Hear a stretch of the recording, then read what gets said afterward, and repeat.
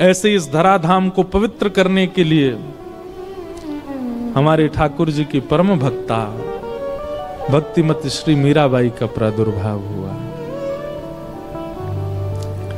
माधवी गोपी, जिस गोपी ने अपना मुख छुपाया ठाकुर जी से अपनी मां के कहने पर, बहुत ध्यान से सुनिएगा, जिस गोपी ने अपना मुख छुपाया मां के कहने पर ठाकुर जी से,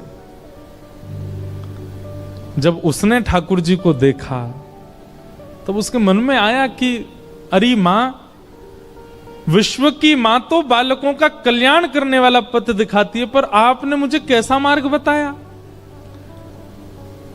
जिस संसार से मुख छुपाना चाहिए था उसको तो दिखाने की आज्ञा दी, और जिनको दिखाना चाहिए था उनसे छुपाने की कह दी।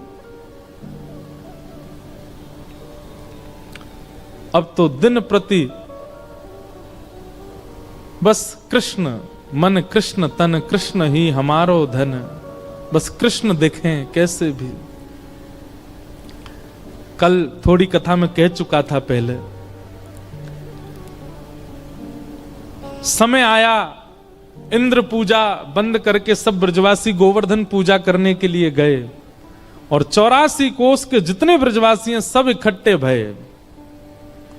और वहीं इंद्र ने जब कोप करके वर्षा की, 7 बरस के ठाकुर जी ने 7 कोस लंबे चौड़े गिरिराज पर्वत को अपनी बाम हस्त की कन्नी उंगली पर धारण किया। और जैसे ही ठाकुर जी ने गिरिराज जी धारण किए, दूर दूर खड़े हुए लाखों ब्रजवासी सब गिरिराज जी के समीप आ गए, सब भीतर आके खड़े हो गए। सब में आपस में चर्चा चल रही। अब गिरिराज जी 7 कोस लंबे हैं और दूर दूर वाले ने तो ठाकुर जी दिखे ही नहीं रहे हैं। सब बस ये कह रहे हैं, नंद के लाला ने गिरिराज जी उठा लिए, नंद के लाला ने पर्वत उठा लियो, नंद के लाला ने पहाड़ उठा लियो। यही चर्चा जब माधवी के कान में पड़ी तब माधवी बोली, शायद अब तो सबके बीच में ठाकुर जी अब तो दिख ही जाएंगे, क्योंकि जब जब श्याम सुंदर को देखने माधवी जाती, नेत्रों में जल आ जाता, धुंधलापन आ जाता, ठाकुर जी दिखते नहीं, क्योंकि शाप दे दिया ठाकुर जी ने। और ये शाप नहीं है, ये शाप नहीं है, ये विरह है। बंधुओं, हम एक बात निवेदन करें, मीराबाई का चरित्र या तो हम स्पर्श करते नहीं हो, करवा रहे हो तो फिर एक अच्छे से ही सुनियो। इस स्थिति में ना आना पड़े इसकी प्रार्थना कीजिएगा, क्योंकि अब कलिकाल ऐसा बचा नहीं है कि आप इसको सहन कर पाओ।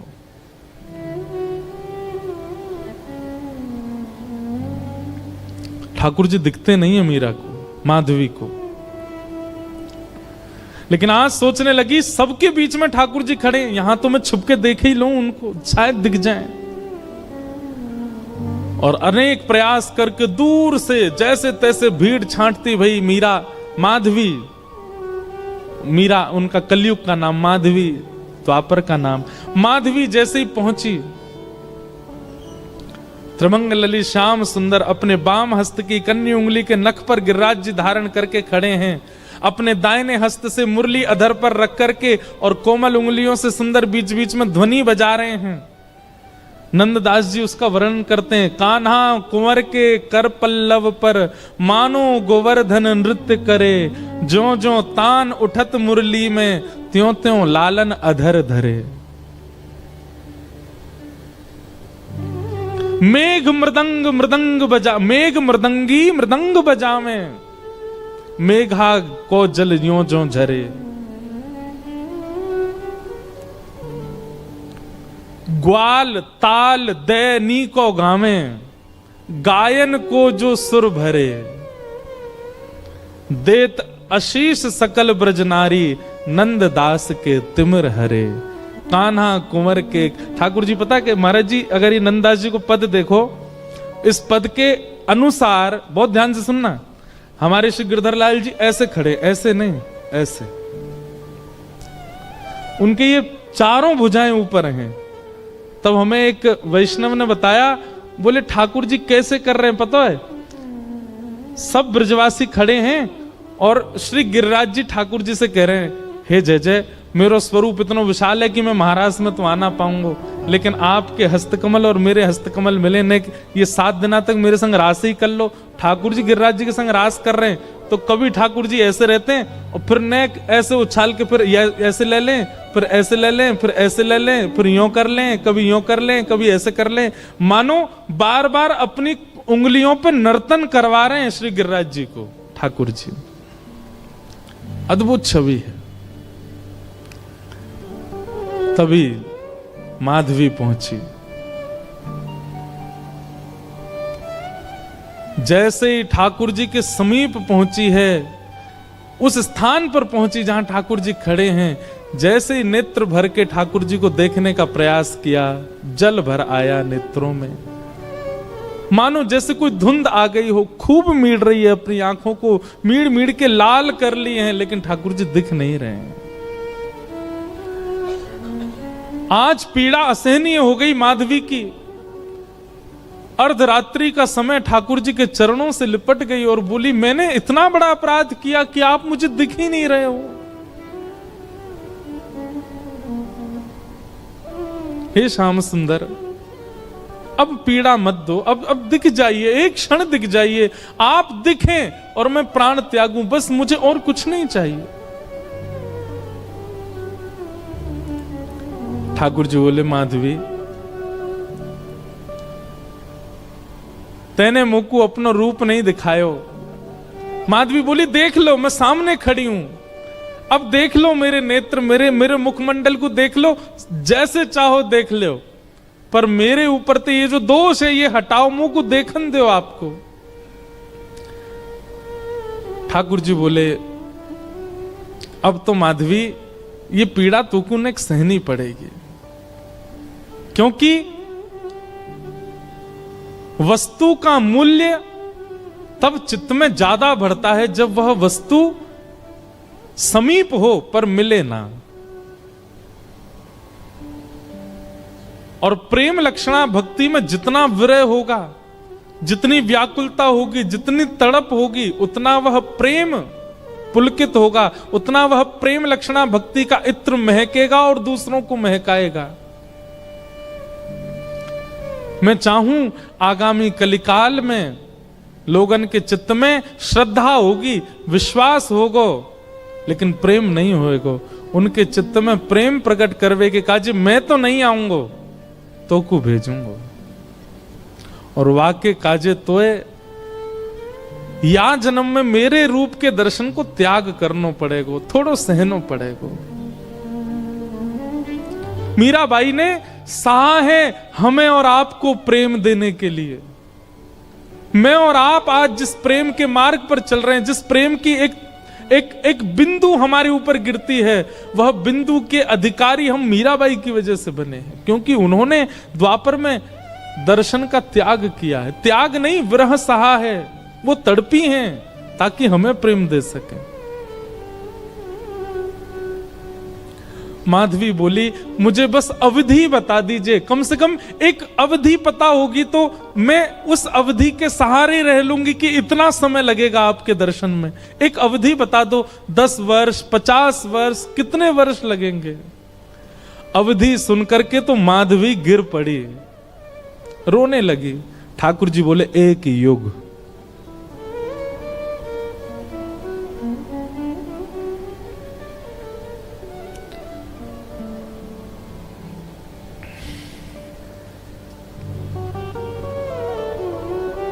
हम क्या विरह सहते हैं जीवन में, किस लिए रोते हैं ठाकुर जी के आगे? क्या विरह दिया कहां उन्होंने हमें, जो माधवी को दिया? एक युग का विरह। इतना विरह तो किसी गोपी को भी नहीं मिला, इतना विरह तो किसी ब्रजवासी को नहीं मिला जितना विरह माधवी को मिला है। एक युग का विरह।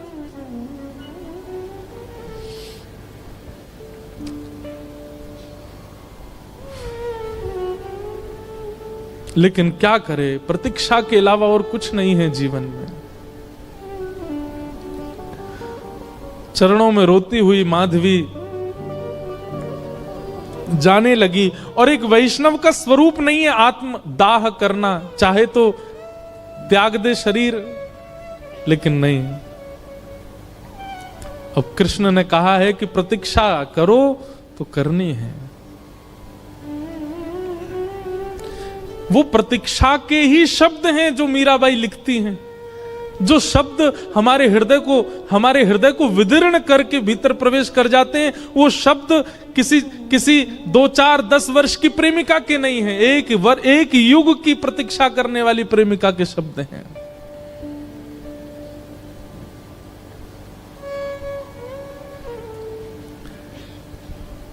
प्रतीक्षा कर रही है और द्वापर युग का विश्राम हुआ, माधवी का पांच भौतिक देह विश्राम हुआ, कलिकाल का प्रारंभ हुआ। और इसी कलिकाल में जैसे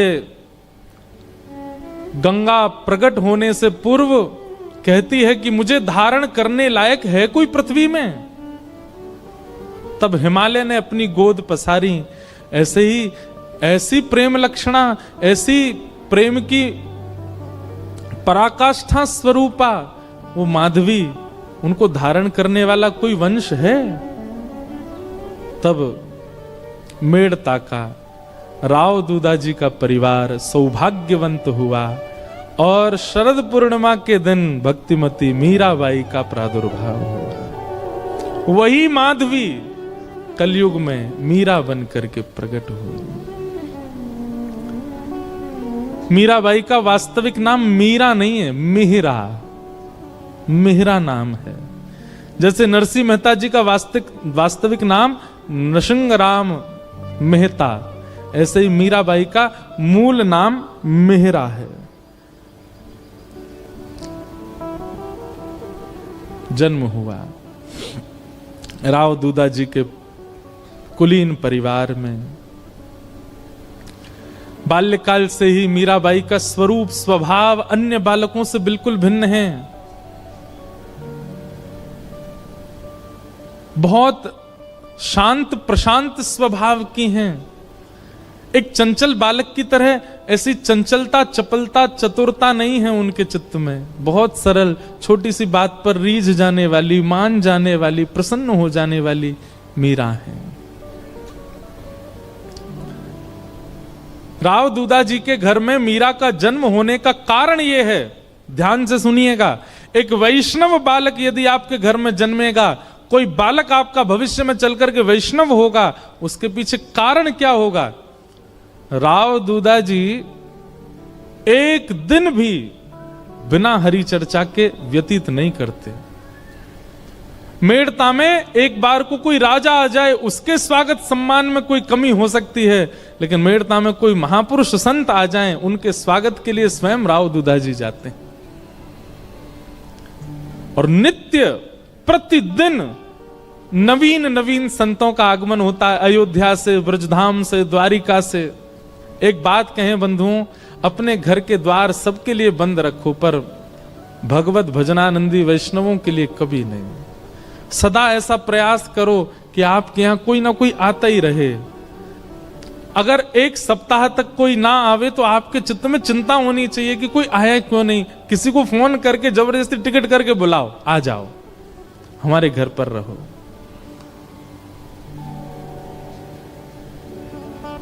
उनके भजन के जीवाणु घर में होते हैं, उसी से ही बालकों में भक्ति भाव प्रकट होता है। मीरा को ऐसे ही नहीं भेज दिया है राव दूदाजी के यहां, क्योंकि उनके यहां नित्य सत्संग होता है। वर्षों से, मीरा के जन्म से पहले से ही नियम है सत्संग का। धीरे धीरे मीराबाई बड़ी होने लगी, कथाएं सुनती हैं। जोशी जी कथा सुनाने के लिए आते हैं, मीराबाई सुनकर के प्रसन्न हो जाती हैं। प्रश्न पूछती हैं, ऐसे ऐसे प्रश्न पूछती हैं कि जोशी जी ही स्तब्ध हो जाते हैं। मीराबाई का स्वभाव ऐसा बताया गया कि कोई पूछता कि आप कौन हो, तो मीराबाई अपना परिचय ऐसा नहीं देती कि मेड़ता नरेश महाराज राव दूदाजी की मैं पौत्री हूं, बल्कि अपना परिचय ऐसे देती हैं, परम गौभक्त संत सेवी परम सत्संगी श्री ठाकुर जी राधा माधव की नित्य लीला नित्य सेवा में प्रवीण श्री राव दूधा जी की मैं पौत्री हूं। वो कभी ऐसा परिचय नहीं देती हैं कि इतने बड़े राजा घराने की मैं पुत्री। ये गुण भागवत में लिखा है कि परम भागवत कभी भी अपने उच्च कुल, अपनी जात, अपनी आदि आदि के प्रभाव में नहीं रहता। मीराबाई ऐसी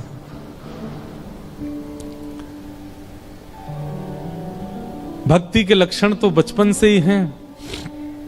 बस कोई बीज में जल देने वाला मिल जाए जिससे उसको राह मिले वृक्ष बनने की। एक दिन ढोल नगाड़े ताशे बज रहे थे। मीरा दौड़ी दौड़ी अपनी मां के पास गई। मां, ये क्या हो रहा है? कौन सा उत्सव मन रहा है? तो मां ने कहा, मीरा, ये बारात जा रही है, एक लाली का ब्याह हो रहा है, उसका पति जा रहा है अपने परिवार के साथ नाचता गाता हुआ, ब्याह करके उसको अपने घर ले जाएगा। मीरा कहती है, ऐसे दुल्हा सबके लिए आते हैं? बोले हां, सब कन्या का ब्याह होता है, सबके दुल्हा आते हैं। अच्छा, तो मां मेरा भी ब्याह होगा? हां, तेरा भी ब्याह होगा। जैसे तेरे बापू सा हैं ऐसे ही तू भी ब्याह करेगी और फिर तेरे बालक भी उनको बापू बोलेंगे और तू उनकी मां होगी, तेरा भी ब्याह होगा। मीरा सोच में है और कहती है, मेरे बींद कौन होंगे फिर? मेरा ब्याह किससे होगा? कौन होंगे मेरे बींद? छोटी सी कन्या ऐसे सवाल पूछे तो मां तो उसको मजाक में ले लेती है। अरे मीरा, ये कोई समय है, अभी थोड़ी बड़ी तो हो जा। कभी और कार्य में लगते हैं, कभी और मीरा की तो वो चिंता का विषय हो गया कि मेरे बींद हैं कौन और वो कब आएंगे मुझे लेने।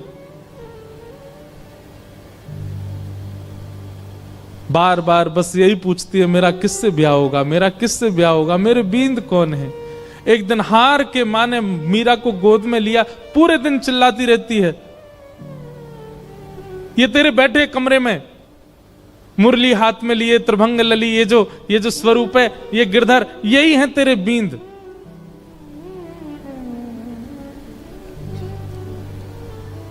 स्वरूप देखा ठाकुर जी का और मां ने कह दिया यही है तेरे बींद। तो मीरा के चित्त में ऐसा विश्वास प्रगाढ़ हो गया कि यही है मेरे बींद और कोई नहीं। अब तो मीरा की स्थिति ऐसी हो गई, वो कक्ष में जब जाती है तो ठाकुर जी की ओर भी बहुत झुकी हुई नजरों से देखती है। ज्यादा मतलब व्यवहार ऐसा करने लगी कि मानो सच में ही ये उसके बींद हैं।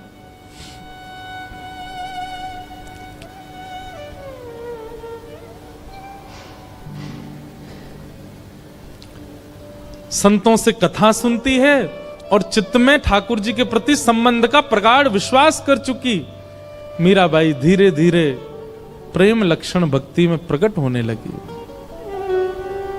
एक दिन एक संत का आगमन हुआ और वे अपने प्रवचन के समय अपने बगल में ही अपने गिरधर गोपाल को विराजमान करके प्रवचन कर रहे थे। और छोटी सी मीरा, उनको एक ही चीज की प्रतीक्षा होती थी पूरे दिन की, मां मुझे सत्संग में लेके कब जाएगी। और जैसे ही मीराबाई पहुंची, छोटी सी मीरा कथा सुनते सुनते दृष्टि पड़ी बगल में बैठे हुए गिरधर स्वरूप पर, वो गिरधर गोपाल पर। अपलक नेत्रों से केवल ना प्रवचन सुन रही है ना महाराज जी को देख रही है, वो तो उनके ठाकुर जी को अपलक नेत्रों से देख रही है। और बीच बीच में मानो जैसे नेत्रबंद हो जाते हैं और उसको कुछ ब्रजमंडल जैसा दिखने लगता है। उसको कभी कभी वर्षा दिखती है, कभी कभी गिरिराज जी धारण करके ठाकुर जी खड़े हैं और एक गोपी चरण से लिपट करके रो रही है। ऐसा दृश्य उसके चित्त में आने लगा, मानो अपने पूर्व जन्म की स्मृतियां चित्त में प्रकट होने लगी।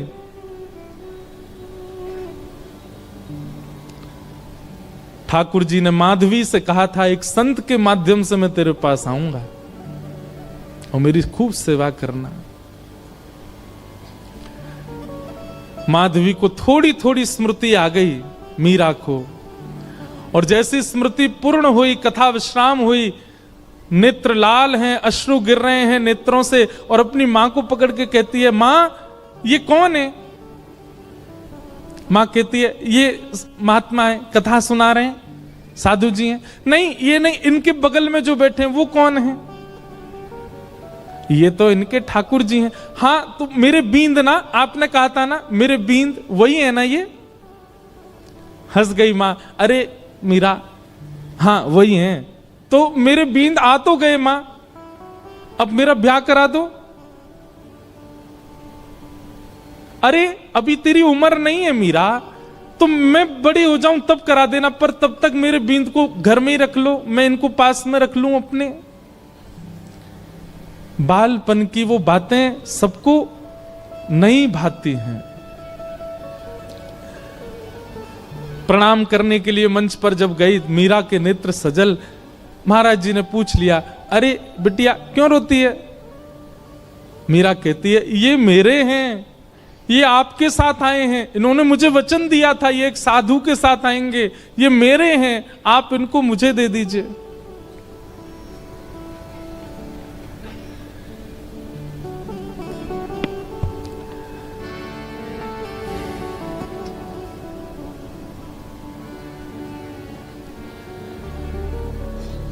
ये मेरे हैं।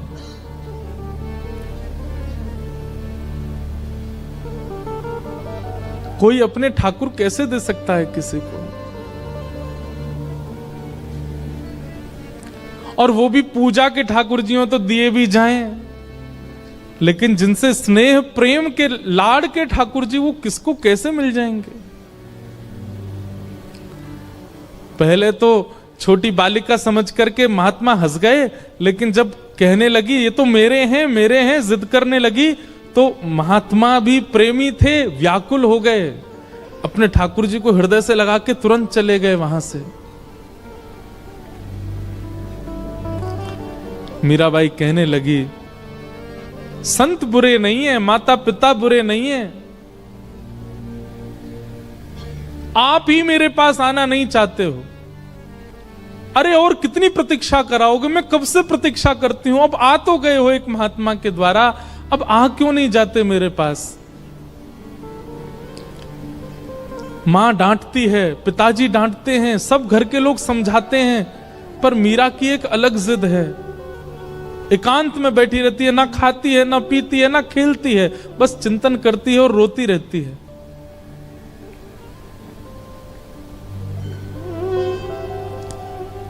प्रतिज्ञा ले ली, मैं अन्न नहीं खाऊंगी, अब मैं प्रयास नहीं करूंगी कि आप आओ मेरे पास,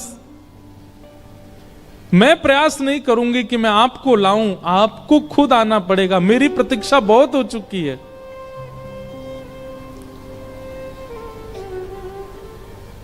वहां महात्मा ठाकुर जी की सेवा शयन करा करके जैसे शयन में गए, ठाकुर जी उनके स्वप्न में आ गए और स्वप्न में आकर के बोले, बाबा आपने मेरी खूब सेवा करी, खूब मेरे 56 भोग लगाए, खूब मोकू लाड़ प्यार कियो, खूब मोकू डुलायो, इतनो भाव से मेरी सेवा करी बाबा, पर अब आपकी सेवा पूरी है गई। जो बालिका आज कथा में आई, मैंने वाकू वचन दियो है कि मैं आपके माध्यम से आऊंगा, आप उनको जाए के मुंह को दे दो। अब जब ठाकुर जी ही स्वयं आज्ञा कर दें तो फिर कोई कैसे मना करे? रात्रि अर्धरात्रि का समय महात्मा उठे, अपने ठाकुर जी को हृदय से लगा के खूब रोए, जय जय मेरी सेवा में कोई कमी रह गई? नहीं नहीं कोई कमी नहीं बाबा, मैं तो बहुत प्रसन्न हूं, पर अब कछु दिना आप एकांत में भजन करो, फिर मेरी प्राप्ति हो जाएगी। अब आप तो चले जाओगे, फिर मेरी सेवा कौन करेगा? या हमारे सेवा विस्तार के लिए वह कन्या को मोह दे दो। और अर्धरात्रि का समय, नन्ही सी मीरा अनशन व्रत पर मानो बैठी हो, और महात्मा पहुंच गए। ले मीरा है गिरधर तेरा, ले मीरा है गिरधर तेरा। अपने ठाकुर जी को लेकर के गए, सेवा बड़े भावत करियो, सेवा बड़े भावत करियो, रखियो नाने नानेरा हो, रखियो नानेरा बेटी ले मीरा है गिरधर तेरा, ले मीरा ले गिरधर तेरा। मीरा के चित्त में पीड़ा भी हो रही है और वो नाच भी रही है। नाच इसलिए रही है कि आज मानो जैसे वर्षों और युगों का विरह समाप्त होगा, पर पीड़ा इस बात की है कि मैं एक वैष्णव की सेवा ले रही हूं। उन महात्मा के नेत्रों के आंसू मीरा को बहुत, ये एक वैष्णव का स्वरूप हो जाता है। वो स्वयं पीड़ा में रहना मंजूर रखता है, पर अन्य किसी वैष्णव की पीड़ा देख नहीं पाता।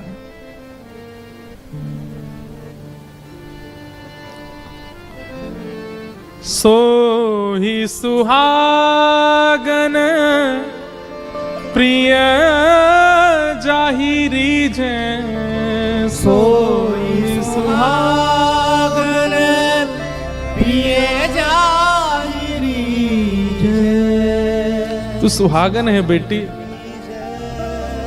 ये पहले मुझसे रीझे थे, मेरे पास आए, लेकिन अब ये तो से रीझ गए हैं। मैं अपनी तरफ से नहीं दे रहा हूं, ठाकुर जी ने आके मुझे आज्ञा दी है कि वो तोते सेवा कराना चाहें। सो ही सुहागन। बंधुओं, इस पंक्ति को नित्य गाया कीजिए। अपने ठाकुर जी को देखते हैं जब मंदिर में विराजमान, आप कितने सौभाग्यशाली हो, ठाकुर जी आपसे सेवा करा रहे हैं। उनके प्रति पाषाण बुद्धि मत रखा कीजिए।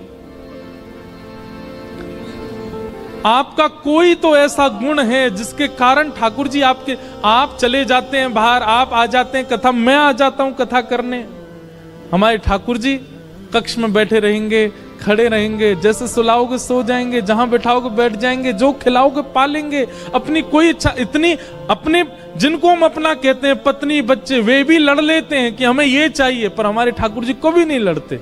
आप पीली पोशाक पहना दो राजी, आप लाल पोशाक पहना दो राजी, आप दाल चावल खिला दो राजी, आप कड़ी चावल पवा दो राजी, कुछ नहीं दूध का भोग लगा दो राजी।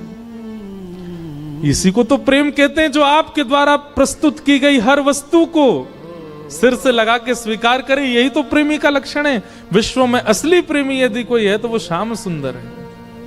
आपकी हर वस्तु को सहर्ष स्वीकार करते हैं, किसी में नोक झोंक नहीं कभी भी।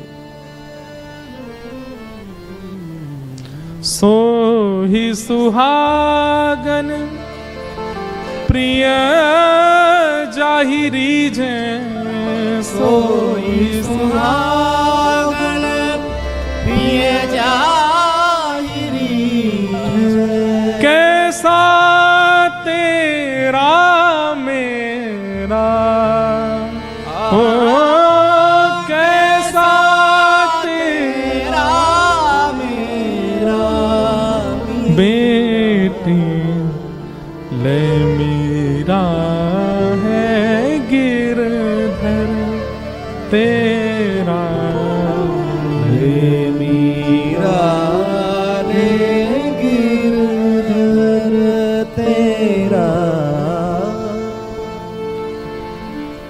मीराबाई को ठाकुर जी दे दिए हैं।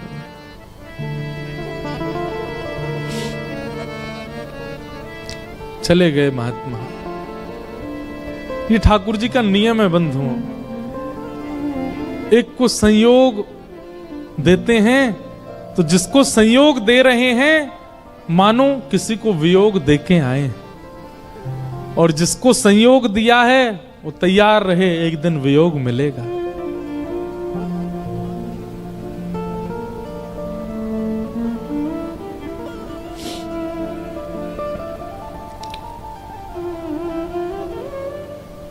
इसीलिए हमारे अष्ट सखा कहते हैं,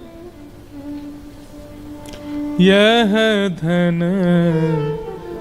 धर्म ही ते पायो, यह धन धर्म ही ते पायो, नी के राख यशोदा मैया, नी के राख हम सब यशोदा हैं, यशोदा मैया, नारायण घर आयो, नारायण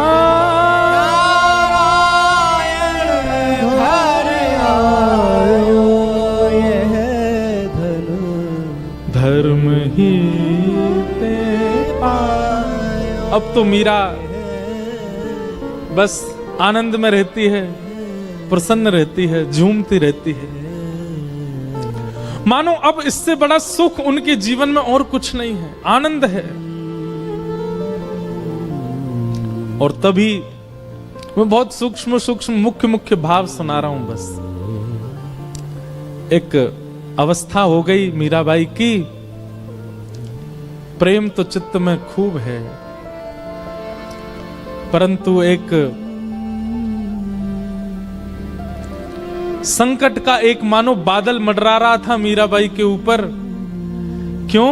अब मां, पिता, घर के सब बड़े सदस्य और राव दूदाजी तो पधार चुके हैं। मीरा बहुत रोई जब दादाजी गए, क्योंकि वही थे जो भक्ति मार्ग में लेके आए मीरा को। संकट इस बात का है कि अब सब चर्चा करते हैं कि मीरा का ब्याह करो। एक दिन मीरा अपनी मां से लड़ने लगी, मां आप मेरा किससे ब्याह कर रही हैं? अरे मेवाड़ के राजा, मेवाड़ के राजकुमार राजा भोज, तुम जानती हो उनका पराक्रम, तुम जानती हो उनका बल, तुम जानती हो उनका ऐश्वर्य। अपनी मां से मीरा कहती है, तो फिर ये कौन है जिनको बचपन में आपने मेरा बींद बताया था? अरे बालापन की बात है, बचपन में ऐसी तू जिद कर रही थी इसलिए बोला। बोले मां आपने तो ऐसे ही बोल दिया, परंतु मैं तो चित्त में घर करके बैठी हूं कि यही मेरे बींद हैं और मेरा स्वभाव व्यवहार सब कुछ वैसा ही है। आप अपनी बात से कैसे मुकर सकती हैं मां? चुपचाप तैयार हो जा, तुझे देखने वाले आ रहे हैं। कौन समझे विरह वेदना। मीराबाई बैठी है अपने ठाकुर के सामने, मंदिर में ही बैठी है, कुछ विशेष श्रृंगार नहीं किया है। तभी भोजराज और पूरा परिवार सब आए।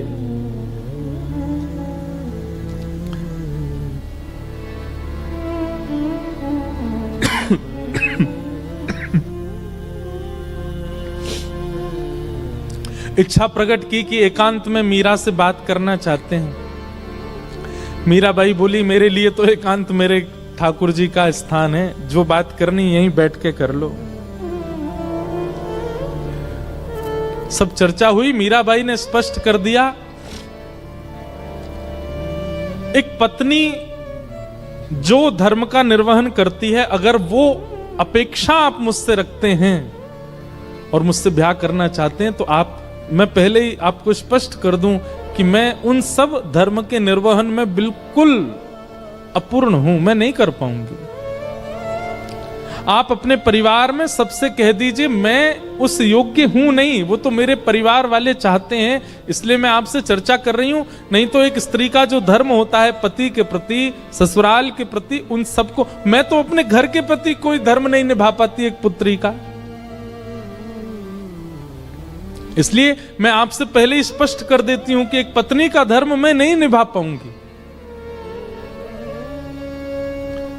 भोजराज का उत्तर सुनने लायक है। बंधुओं,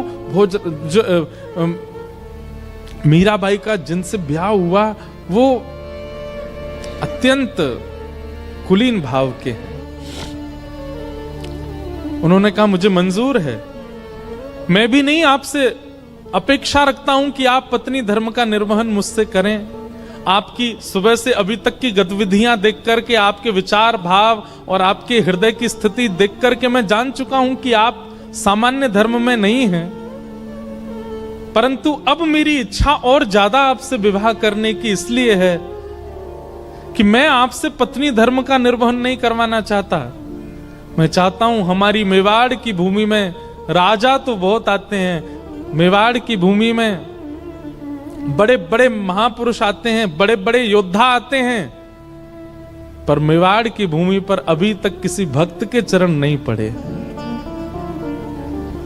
यदि आप मुझसे विवाह करें और हमारी मेवाड़ की भूमि को अपने चरणों से और श्री गिरधर लाल जी के स्थापन से पवित्र कर दें तो ये हमारे लिए बड़े सौभाग्य की बात होगी। मैं इस चर्चा को गुप्त रखूंगा, किसी के सन्मुख नहीं कहूंगा। ये मेरी और आपकी चर्चा है, सबको बताने के लिए विवाह का एक अभिनय होगा, परंतु मैं चाहता हूं कि आपके चरण हमारी मेवाड़ को पवित्र करें। बाकी जैसी आपकी इच्छा होगी, मेरी उसमें कोई अतिशयोक्ति नहीं होगी। और ऐसा कहकर के भोजराज चले गए। मीराबाई ने कोई उत्तर नहीं दिया। लेकिन प्राचीन भारत में कहां पूछा जाता है, सबने पक्का कर दिया ब्याह।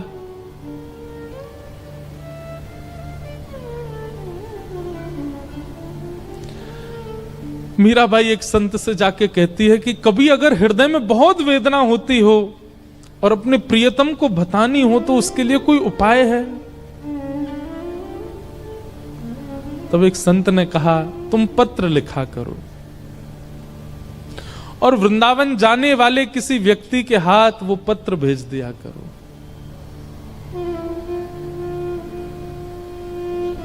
बहुत प्यारा पद है मीराबाई का। मीराबाई आज पत्र लिखने के लिए बैठी है और पूरे कक्ष में केवल खाली पत्र पड़े हैं, लिख नहीं पा रही है। बार बार एक एक पन्ना फाड़ती है, फिर कुछ लिखती है और लिख करके फिर उसको फेंक देती, फिर दोबारा लिखती है, फिर फेंक देती, फिर लिखती है। किसी ने आकर के कहा मीरा ये क्या करती है तू, इतने पत्र पड़े, ये सब क्या है?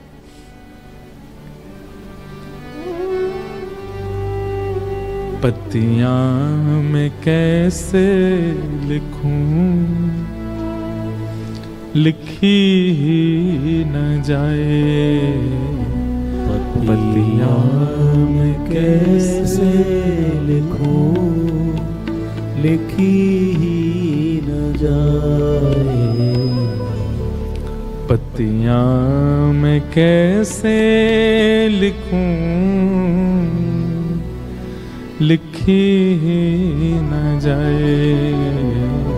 पत्तियां मैं कैसे लिखूं, लिखी न जाए। क्यों? कलम धरत मेरो कर कांपत है। कलम धरत मेरो कर कांपत है। कलम धरत मेरो कर कांपत है। कलम धरत मेरो कर कांपत है। मीराबाई कहती है मैं लिखने के लिए बैठती हूं, पहले तो शब्द याद नहीं आते और जैसे तैसे अपनी स्थिति। बंधुओं, एक बात याद रखिएगा, विरह की स्थिति शब्द बयां नहीं कर सकते। वो शब्द नहीं बता सकते कि आपकी स्थिति कैसी है। आप कितना भी प्रयास कीजिए बोलने का, बताने का, नहीं बता पाओगे, क्योंकि विरह प्रेम शब्द की इतनी क्षमता नहीं कि वो आपका विरह प्रेम प्रकट कर सके। लेकिन मीराबाई कहती है जैसे तैसे मैं लिखने का प्रयास भी करती हूं। कलम धरत मेरो कर कांपत है, कलम धरत मेरो कर कांपत है।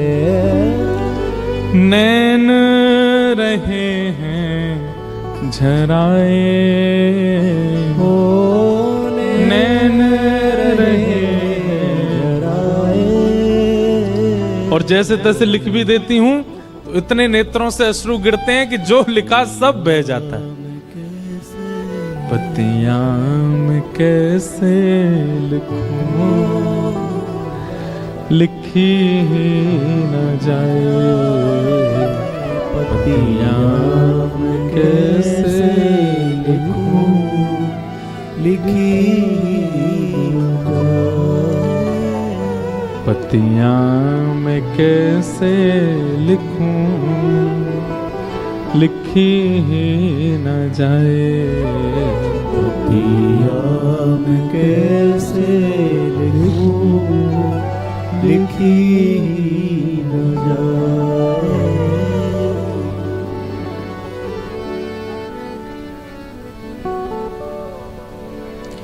मीराबाई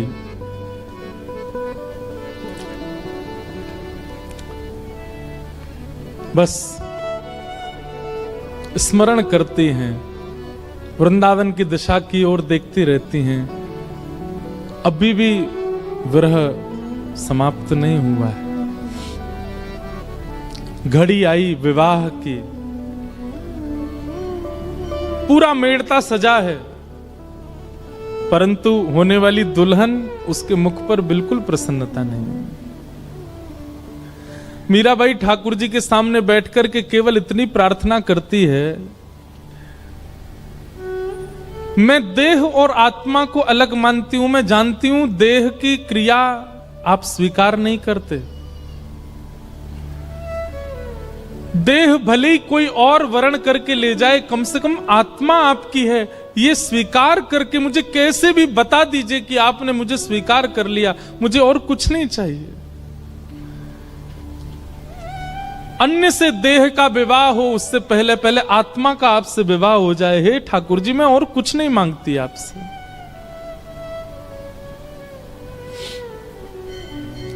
रात्रि में मीरा रोते रोते सोई हैं और तभी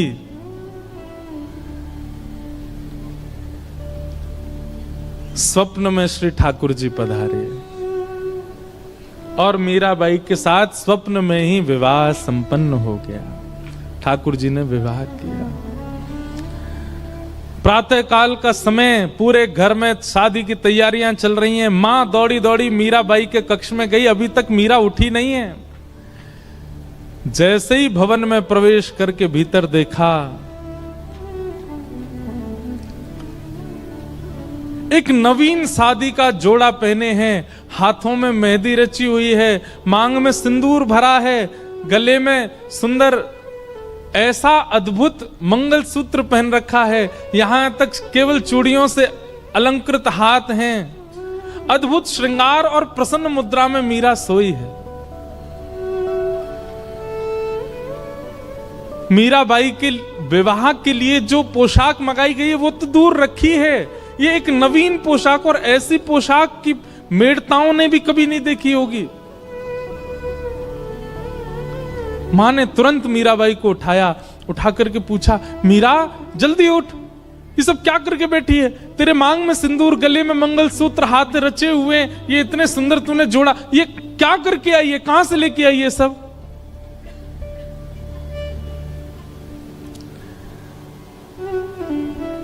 मीराबाई जोर से हंसी, अपना माँ का हाथ पकड़ के कहती है, माँ माई सपनानु वरना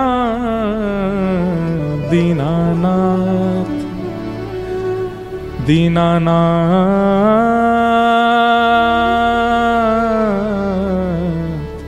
दीनानाथ। माई कल मेरा ब्याह हो गया। किससे ब्याह हुआ? बोले मेरे गिरधर लाल। मां मैं आपको कैसे वर्णन करूं? आप जो व्यवस्थाएं कर रहे हैं ना, ये सब फीकी हैं उस व्यवस्था के आगे। ऐसा सुंदर, ऐसे सुंदर पुष्प लगे थे, ऐसे सुंदर दावत बनी थी, ऐसे सुंदर सुंदर घोड़े हाथी सब आए थे। क्या बात बनाती है? कब हुआ तेरा ब्याह? किसने देखा तेरा ब्याह?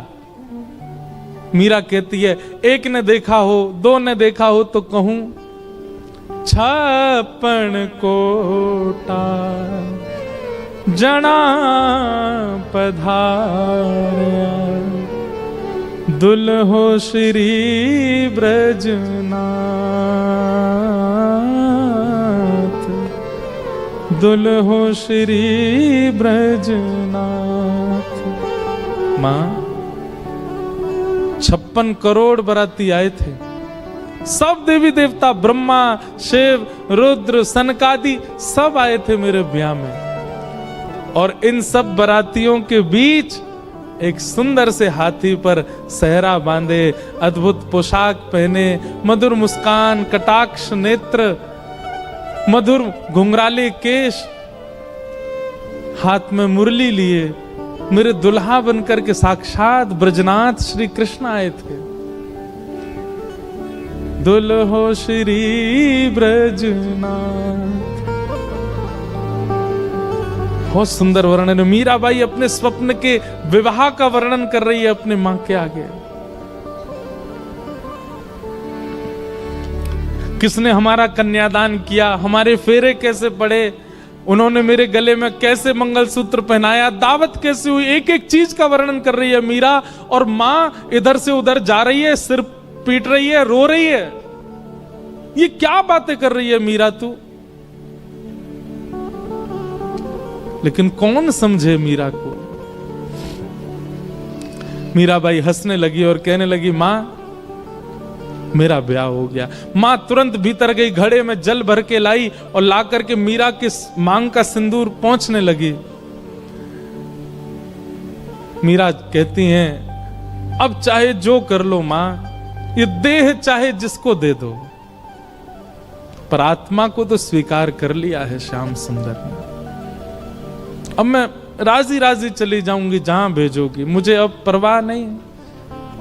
मैं जिनकी हूं उन्होंने मुझे स्वीकार कर लिया है। कितनी पीड़ादायी बात है। मीराबाई का पुनः श्रृंगार किया गया और फिर मंडप में ले जाया गया।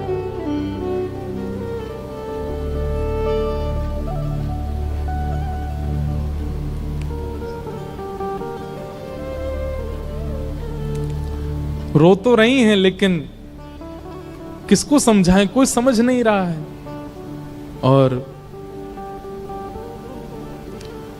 फिर विवाह हुआ। और विवाह के बाद जब मेवाड़ को जाने लगी मीराबाई, अपनी मां से जाकर के केवल कहा, मां ने कहा तेरे लिए मैंने ये दे दिया, इतने बक्से दिए हैं, इतने सोने चांदी हीरे जवाहरात आदि आदि सब भेज रही हूं, बिल्कुल परेशान मत रही हो। मीराबाई कहती हैं, सब रख लो, बस मेरे गिरधर लाल दे दो, उनको लेके चली जाऊंगी, मुझे इन सब की आवश्यकता नहीं। एक अश्रु बिंद नहीं है मीरा के नेत्रों में विदाई के समय। अपने ठाकुर जी को गोद में ले रही है, सब देख रहे हैं मीरा को, रो रहे हैं, पर मीरा केवल अपने ठाकुर जी को निहार रही हैं, नेत्र नीचे करके।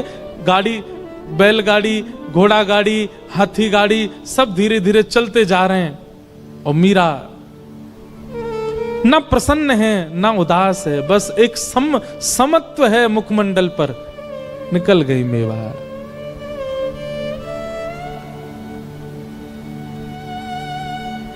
मीरा का प्रेम कौन कह सकता है? इस तुच्छ मुख से कितना कहें उनका प्रेम। केवल त्याग है पूरे जीवन में और कुछ नहीं। आ गई, विवाह हो गया। विवाह के बाद उनके पति अनुकूल थे, उनकी पूजा में कभी विक्षेप नहीं होने देते थे।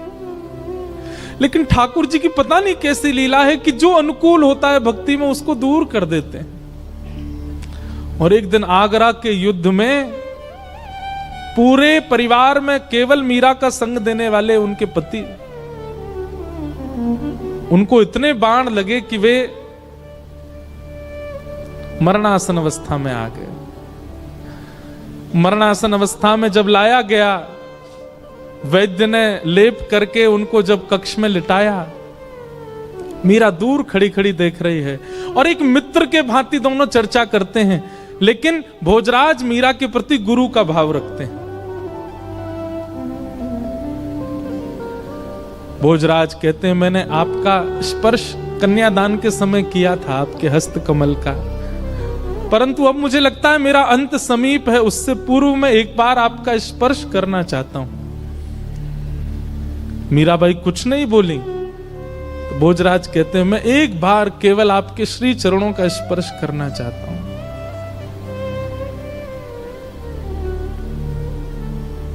ठाकुर जी के पास गई, अपने गिरधर गोपाल की प्रसादी माला लेकर के आई और भोजराज के गले में पहनाई और अपना हस्त कमल उनके शीश पर फेरती हैं मीरा। ऐसा कहते हैं, मैंने पढ़ा है कि वैसे तो मीरा श्रृंगार करती नहीं थी, पर जिस दिन भोजराज जी की ये स्थिति थी, उस दिन कोई उत्सव मीराबाई ने किया था और उस दिन 16 श्रृंगार किए थे मीराबाई ने। और उस श्रृंगार के रूप में मीराबाई को देखते देखते देखते मानो जैसे उनके पति को साक्षात युगल ही एक रूप में हो, ऐसा दिखने लगा। और उनके पति अपने प्राण त्याग देते हैं।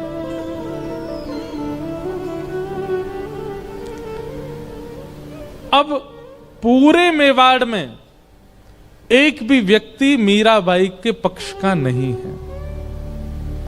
ऐसा सुनने में आता, उनके ससुर जी भी पक्ष में थे, वे भी चले गए और कोई पक्ष का नहीं है, सब विपक्षी हैं।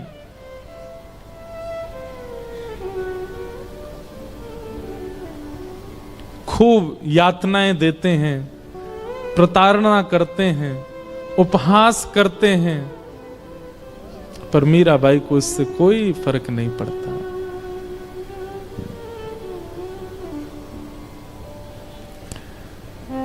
एक बार जब वैद्य को विष बना करके देना पड़ा और मीराबाई चरणामृत समझ के पी गई, कुछ हुआ नहीं, तब उसी वैद्य को 2 बूंद पिला दी गई राणा के द्वारा, मर गया वो वैद्य। तब मीराबाई के चित्त को क्षोभ हुआ कि मुझ तक पीड़ा रहे मैं सह लूं, पर मेरे अलावा किसी और को मिले ये मैं सहन नहीं कर सकती। गोस्वामी तुलसीदास जी को पत्र लिख करके मीराबाई ने अब पूछा क्या करूं। तब गोस्वामी जी ने आज्ञा की कि अब ऐसों का त्याग करो जो हरि विमुख है। और मीराबाई मेवाड़ से अभी वृंदावन नहीं गई, मेड़ता गई, और फिर मेड़ता से वृंदावन मीराबाई बहुत विलंब से गए, क्योंकि वृंदावन उनके रोम रोम में बसता है, वृंदावन उनके हृदय में बसता है, वृंदावन उनके चित्त में बसता है। आगे लीला में मीराबाई वृंदावन गई और फिर वृंदावन में कैसे उनको निकुंज का, रास का दर्शन हुआ, वो सब लीला हम सुनेंगे। आइए मीराबाई के इस सुंदर भाव को यहीं विश्राम देते हैं और फिर आगे का प्रसंग हम सुनेंगे। गिरधर जन्म मरण रासाते, गिरधर जन्म मरण रासाते, गिरधर जन्म मरण रासाते। मीराबाई जन्म मरण रासाते, हो आए नाय बिस्तरू में दिन राती, हो आए नाय बिस्तरू में दिन राती, हो आए नाय बिस्तरू में दिन राती, हो आए नाय बिस्तरू में दिन राती, गिरधर जन्म मरण रासाते, गिरधर जन्म मरण रासाते, गिरधर जन्म मरण रासाते, गिरधर जन्म मरण रासाते, ओ पल पल पिय को रूप निहारूं, निरख निरख सुख पाती, पल पल पिए को रूप निहारो, निरख निरख सुख पाती, पल पल पिय को रूप निहारूं, निरख निरख सुख पाती, पल पल पिए को रूप निहारो, निरख निरख सुख पाती,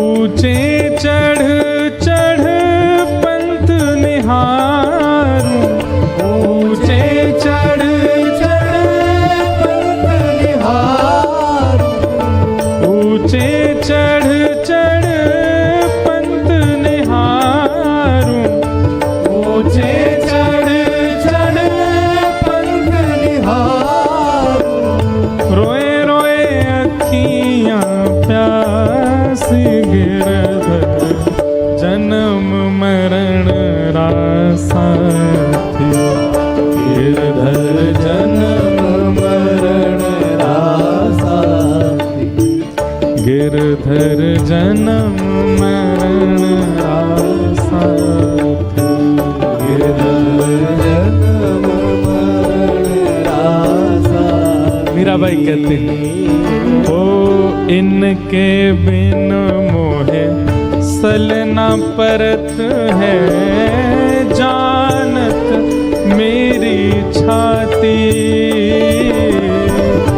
इनके बिन मोहे सलना परत है, जानत मेरी छाती, इनके बिन मोहे सलना परत है, जानत मेरी छाती, इनके बिन मोहे सलना परत है, जानत मेरी छाती, दोए कर जोड़ा रज करूं छूं, दोए कर जोड़ा करूं छूं, दोए कर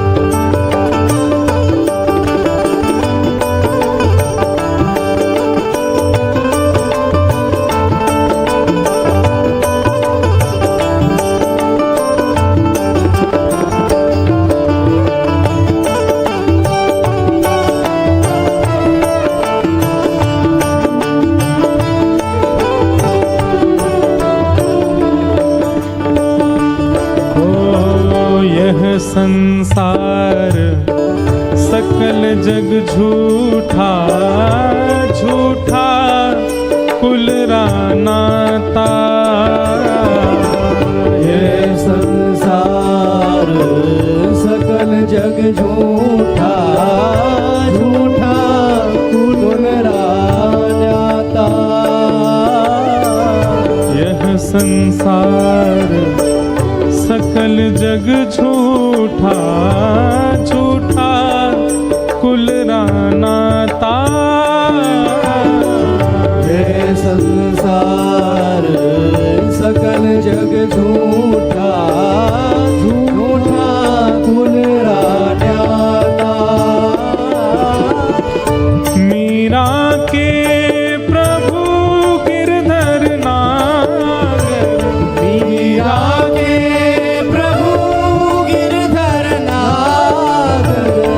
मीरा के प्रभु नटवर नागर। मीरा के प्रभु नटवर नागर। हरिचरणा चितराची गिरधर जन्म मरण रासा। गिरधर जन्म मरण रासा थी। ओ मीरा के प्रभु गिरधर नागर। मीरा के प्रभु गिरधर नागर।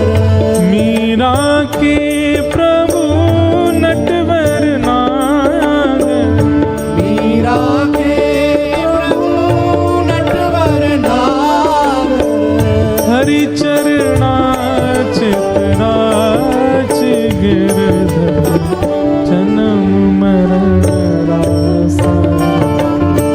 गिरधर जन्म मरण रासा थी। गिरधर जन्म मरण रासा। गिरधर जन्म मरण रासा थी। गिरधर जन्म मरण रासा। गिरधर जन्म मरण रासा थी। गिरधर जन्म मरण रासा। गिरधर जन्म मरण रासा थी। गुरु वृंदावन बिहारी लाल की जय। श्री राधा रमण लाल की जय। श्री राधा वल्लभ लाल की। हरिहर मिलन महोत्सव।